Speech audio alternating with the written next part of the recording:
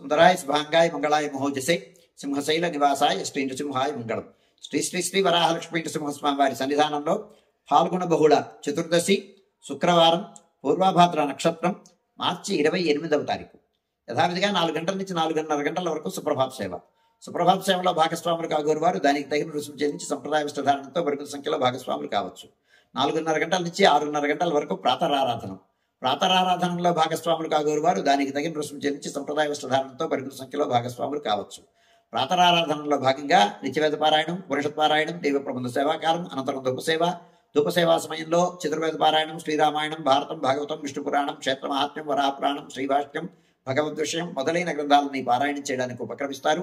అనంతరం బాలభోగ నివేదనం అయిన తర్వాత నిత్యహోమం, బలిహరణం అయిన తర్వాత మంగళాశాస్త్రం, చేతమరగోష్ఠి, తీర్థ వినియోగం అయిన తర్వాత చుట్టు సన్నిధుల్లో మంగళాశాస్త్రం పూర్తి చేసుకున్న తర్వాత సుమారు 6:30 గంటల నుంచి సర్వదర్శనం ఆరంభమవుతుంది. 7:30 గంటలకు సహస్రామార్చనం, 8 గంటలకు తాయార్ల సన్నిధిలో సహస్రనామార్చనం, కుంకుమార్చనం, 8:30 గంటలకు గరుడ సేవ, 9:30 గంటలకు నిత్య కళ్యాణం ఆరంభమవుతాయి. ఆయా సేవల్లో భాగస్వాములు కాగోరు వారు ఆయా సేవలకు తగిన రుసుము చెల్లించి సంప్రదాయ విష్టధారణంతో పరిమిత సంఖ్యలో భాగస్వాములు కావచ్చు. 11:30 గంటల నుంచి 12:15 గంటల వరకు రాజభోగ నివేదనం, మహానివేదనం. ఈ సమయంలో భక్తుల యొక్క దర్శనములు నిలుపుదలు చేయడం జరుగుతుంది. శుక్రవారం ప్రయుక్తమైనటువంటి ఆస్థాన సేవాకారం ఈ సమయంలో జరుగుతుంది. మధ్యాహ్నం 12:15 గంటల నుంచి 2:30 గంటల వరకు సర్వదర్శనం కొనసాగుతుంది.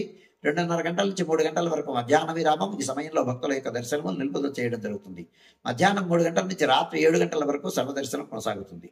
సాయంకాలం 5 గంటల నుంచి 5:30 గంటల ప్రాంతంలో ప్రధానాలయంలో సహస్రామార్చన జరుగుతుంది. ఆస్తికులైనటువంటి భక్తులు దానికి తగిన రుసుము చెల్లించి సంప్రదాయ విష్టధారణతో పరిమిత సంఖ్యలో భాగస్వాములు కావచ్చు. 5:30 గంటల వరకు చతుర్భుజిత ఆయరు సువర్ణమ్మవారి బేడా తిరువీధి మహోత్సవం జరుగుతుంది.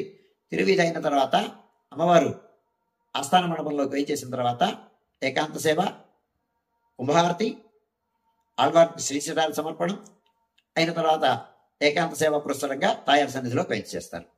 అయిన తర్వాత రాత్రి 7 గంటల నుంచి 8:30 గంటల వరకు రాత్రి ఆరాధనం. రాత్రి ఆరాధనలో భాగస్వాములు కాగోరు వారు దానికి తగిన రుసుము చెల్లించి సంప్రదాయ విష్టధారణతో పరిమిత సంఖ్యలో భాగస్వాములు కావచ్చు. 8:30 గంటల నుంచి 9 గంటల వరకు సర్వదర్శనం కొనసాగుతుంది. 9 గంటలకు ఏకాంత సేవ, కవాట మంథనంతో ఈనాటి కార్యక్రమం సుసంపన్నమవుతుంది.